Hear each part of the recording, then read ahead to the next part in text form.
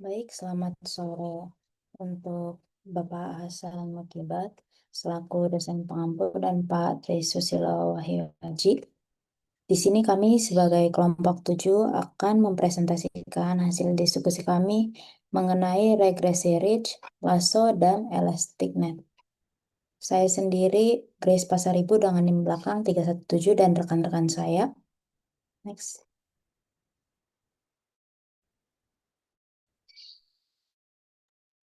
Saya Galur Taulan dengan di belakang 320. Saya Nabila Fristiananda dengan NIM belakang 055. Dan saya Kisah Pertama dengan di belakang 181.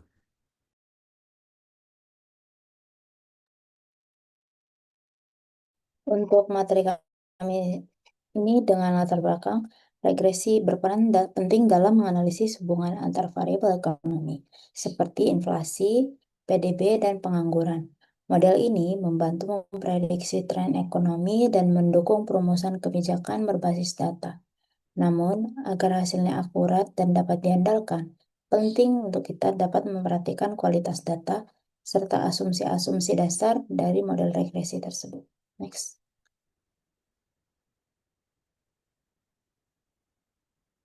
Untuk regresi Ridge akan dijelaskan oleh rekan saya. Baik, di sini saya akan menjelaskan tentang regresi Ridge. Regresi Ridge adalah teknik analisis regresi linear yang digunakan untuk mengatasi masalah multikoliniaritas dalam model regresi. Multikoliniaritas terjadi ketika variabel-variabel independen dalam model regresi berkorelasi tinggi satu sama lain, yang dapat menyebabkan koefisien regresi menjadi tidak stabil dan sulit diinterpretasikan. Di sini ada rumus regresi Ridge, yaitu seperti yang dilihat, ada matriks feature, vektor target, matriks identitas, dan regulasi. Next.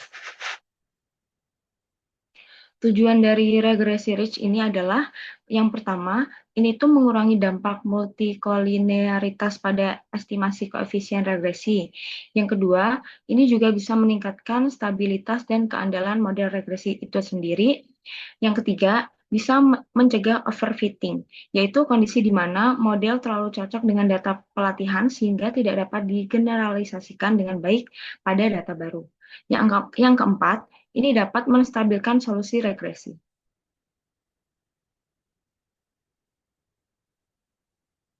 Selanjutnya ada cara kerja regresi Ridge. Yang pertama, regresi Ridge menambahkan penalti pada fungsi kerugian dari model regresi linear. Yang kedua, penalti ini adalah jumlah kuadrat dari koefisien regresi dikalikan dengan parameter penyetelan yang disebut lambda atau alfa, sesuai dengan rumus yang di slide sebelumnya. Yang ketiga, penambahan penalti ini menyusutkan koefisien regresi, artinya mengurangi nilainya. Yang terakhir, penyusutan ini mengurangi varians dari estimasi koefisien sehingga membuatnya lebih stabil. Next. Keunggulan dari regresi Ridge ini itu, yang pertama, bisa lebih menstabilkan daripada regresi linear biasa dalam menghadapi multikoliniaritas. Yang kedua, dapat meningkatkan kinerja prediksi model. Yang ketiga, regresi Ridge lebih relatif mudah diimplementasikan. Yang keempat, ini bisa jadi pencegahan untuk overfitting. Yang kelima atau yang terakhir, stabilisasi koefisien karena adanya regulasi L2. Nah, ini ada contoh sederhana dari regresi Ridge, yaitu contohnya ketika kita itu ingin memprediksi seberapa banyak orang yang akan menonton film baru. Nah, data-data yang dimasukkan itu seperti apa genre film tersebut, siapa sutradaranya, atau aktor utamanya siapa, dan berapa biaya produksinya. Nah, tantangannya itu biasanya ketika kita akan menonton film itu kan kita pasti lihat dari entah dari genre, sutradara atau aktor utamanya. Nah, di sini itu biasanya dari aktor terkenal biasanya itu punya lebih banyak promosi atau lebih banyak peminatnya. Nah, berarti itu ada multikoliniaritasnya. Nah, jadi fungsi regresi di sini itu dapat menggunakan semua fitur tanpa membiarkan satu aspek, yaitu di sini tuh aktornya untuk mendominasi model secara berlebihan. Jadi, regresi rich ini tuh membantu memakai semua informasi atau data yang ada tanpa membiarkan satu hal yang menjadi penentu utamanya. Jadi, bukan hanya faktor utama bukan hanya aktor utamanya aja yang menjadikan orang tuh tertarik nonton film ini, tapi dari semua aspek atau semua data yang sudah tertera di sini. Seperti itu. Next. Selanjutnya akan dijelaskan oleh rekan saya. Oke, yang selanjutnya ada regresi Lasso. Pengertian dari regresi Lasso sendiri yaitu teknik regresi linear yang menawarkan pendekatan unik untuk mengatasi multikolinearitas dan seleksi fitur. Tidak seperti regresi Rich yang menyusutkan beberapa koefisien, tapi di regresi Lasso ini menghilangkan koefisien hingga tepat nol. Nah, kemampuan ini itu menjadikan Lasso sangat berguna dalam situasi di mana kita mencurigai hanya sebagian kecil variabel independen yang benar-benar mempengaruhi variabel dependen. Dengan demikian, Lasso tidak hanya meningkatkan akurasi prediksi dengan mengurangi kompleksitas model, tetapi juga mempermudah interpretasi model dengan menghilangkan variabel-variabel yang tidak penting.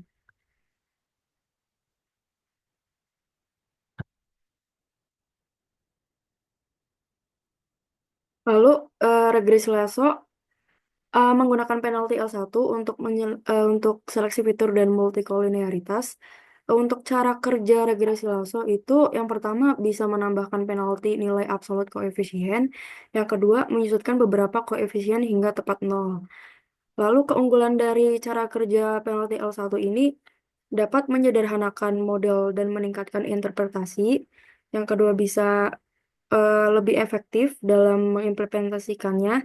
Yang ketiga, dapat meningkatkan kinerja prediksi.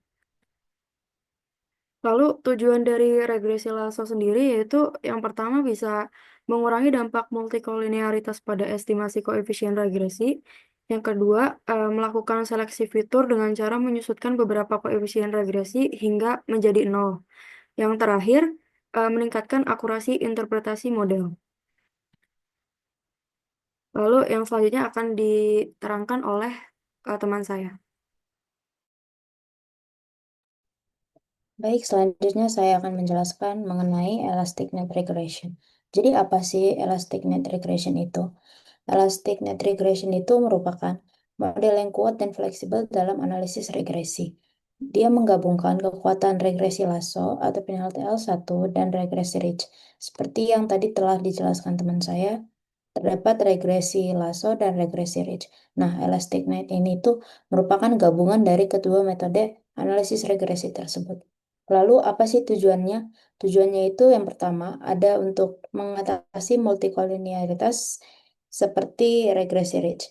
Yang kedua, untuk melakukan seleksi seperti regresi Lasso. Yang ketiga, untuk menyelesaikan solusi yang lebih stabil dibandingkan regresi Lasso ketika variabel-variabel saling berkorelasi tinggi. Next. Lalu bagaimana cara kerjanya?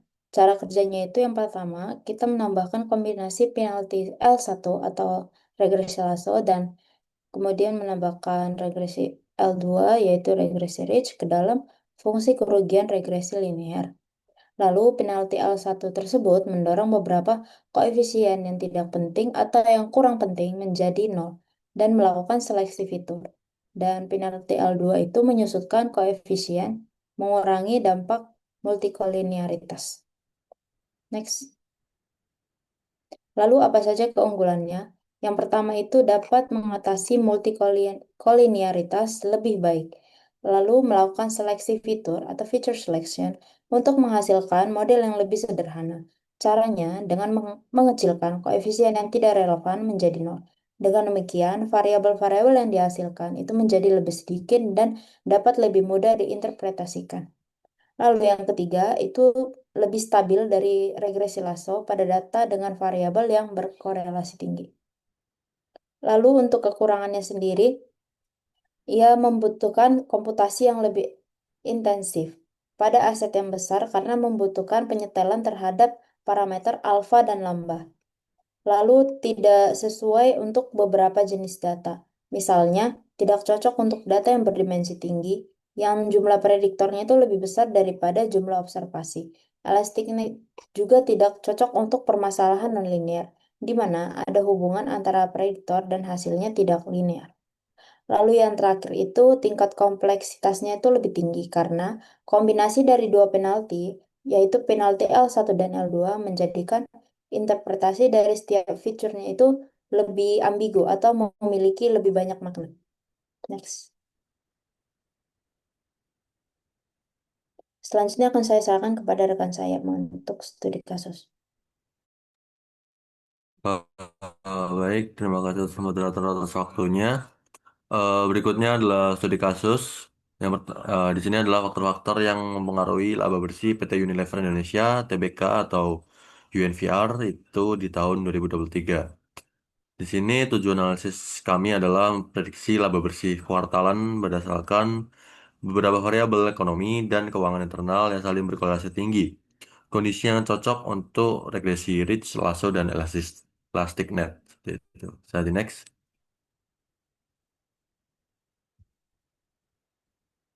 Nah, di sini ada variabel yang kami gunakan yaitu variabel Y sebagai laba bersih dalam miliar Indonesian rupiah dan variabel dependen. X1-nya adalah pendapatan kotor, X2-nya adalah biaya operasional, X3-nya adalah biaya penjualan, X4-nya adalah inflasi tahunan berbentuk persen, lalu X5-nya adalah kurs Indonesian rupiah dan US dollar, dan X6 adalah jumlah karyawan, X7 adalah belanja iklan. Jadi next. Nah, di sini kita menerapkan ketiga metode tersebut yang sudah dijelaskan kelompok kami tadi.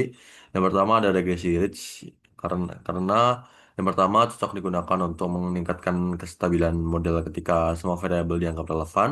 Yang kedua akan mengecilkan nilai koefisien tetapi tidak menghilangkannya, tidak nol. Lalu yang kedua regresi Lasso. Yang pertama efektif jika kita ingin menyederhanakan model, misalnya menghilangkan variabel iklan jika ternyata pengaruhnya sangat kecil. Dan yang kedua adalah cocok jika ingin fokus hanya pada variabel paling signifikan. Lalu yang ketiga ada elastic net.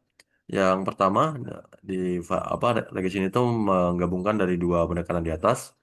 Nah, yang kedua, cocok jika beberapa variabel saling berkorelasi dan kita ingin tetap mempertahankan fitur seleksi dari lasso, tapi juga dapat mendapatkan stabilitas dari leads. Leads. Nah, di next. Di sini dasar regresi yang kita gunakan atau yang pertama adalah regresi Rich, di mana di sini untuk regresi yang pertama adalah dalam regresi linear biasa yang tanpa regulasi, koefisien diperoleh dengan meminimalkan loss function atau fungsi kerugian.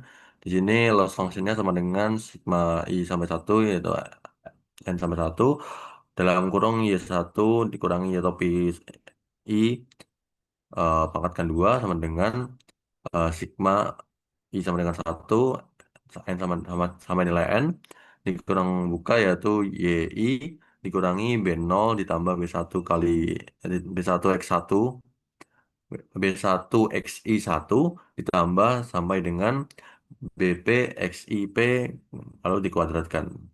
Lalu untuk yang kedua adalah ridge regression yaitu L2 regulation. Nah, penalti ditambahkan ke fungsi loss yang artinya itu loss rates yaitu sigma kurang buka yi dikurang y topi i dikuadratkan ditambah lambda sigma B2J. Nah, di next. Lalu di sini ada lasso regression atau L1 regulation. Di sini kita bisa terapkan yaitu lasso sigma kurang buka yi di- dikurangi y topi i kuadrat ditambah lambda sigma kurang kurang mutlak daripada BJ itu tadi. Lalu yang keempat ada elastic net regression, gabungan antara Alice dan Lasso. Di sini rumusnya adalah loss elastic net sama dengan sigma rombuka YI dikurang Y tau PI, kurang tetap dikuadratkan ditambah lambda, ditambah dari fungsi elastic regression itu tadi. Bisa di next. Koefisiensi regresi tiap variabel di sini yang didapatkan adalah pendapatan kotor di regresi ridge itu senilai positif 23,54. Di lasso ada positif 93,27. Di Elasticnet ada 30 positif 36,69. Lalu ada biaya operasional. Di sini didapatkan yaitu regresi ridge senilai positif 7,46 dan di Lasso ada negatif 70,37, di Elasticnet negatif eh, 0,78. Lalu ada biaya penjualan. Di sini kita mendapatkan yaitu positif 12,38. Di Lasso kita mendapatkan nilai 0. Lalu di Elasticnet mendapatkan nilai 7,78. Di inflasi ada 0,01 positif. Di Rich, lalu di Lasso ada negatif 37,19. Di Elasticnet ada negatif 1,28. Lalu secara kurs US dollar, sini ada regresi senilai positif 1,48. Di regresi Lasso ada positif 17,39. Di Elasticnet ada positif 2,17. Lalu ada jumlah karyawan. Di sini di regresi list dapat positif 7,46. Di Lasso ada negatif 17,22. Di Elasticnet ada negatif 0,81. Di belanja iklan didapatkan nilai regresi rate nilai positif 22,78. Di Lasso ada positif 67,32. Di Elasticnet ada positif 32,67. Bisa di next. Lalu hasil ringkasan model yang kita dapatkan adalah MSA. Di sini ada model regresi rich. MSA-nya tuh lebih menunjukkan 176,82 dan R pangkat 2 skornya itu 0,9581. Dan di Lasso-nya ada 2087,95. Di R2 skornya ada 0,5058. Lalu di Elasticnet-nya ada 154,12. Di R2 skornya ada 09635. Di sini ketika MSI-nya itu lebih kecil itu lebih baik. Sementara kalau di R2 skor itu semakin mendekati 1 itu tandanya semakin baik. Bisa di next.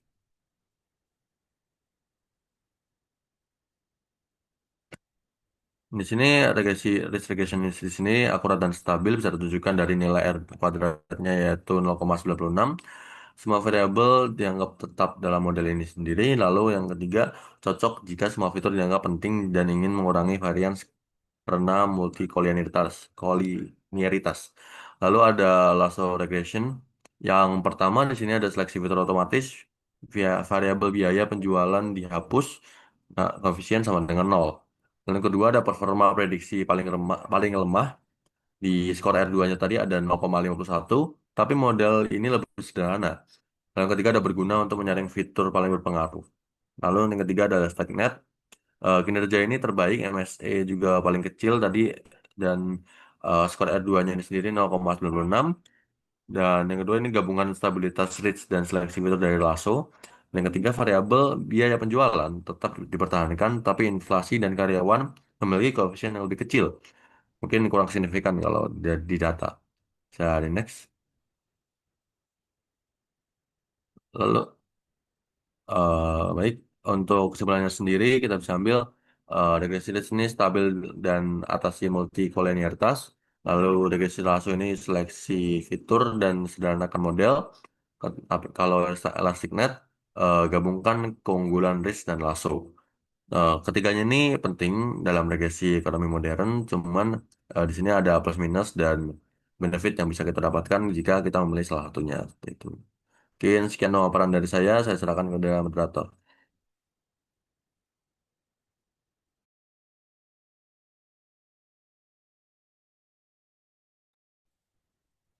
Baik, terima kasih untuk rekan-rekan saya yang telah menjelaskan materi-materi mengenai regresi dari kelompok 7. Jadi di sini saya tarik kesimpulan untuk studi kasus tadi.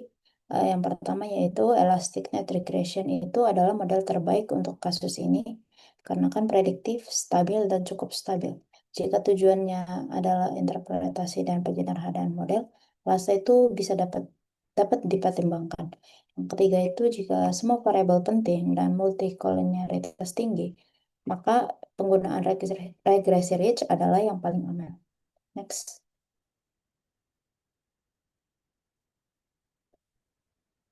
Baik, sekian dari kelompok 7.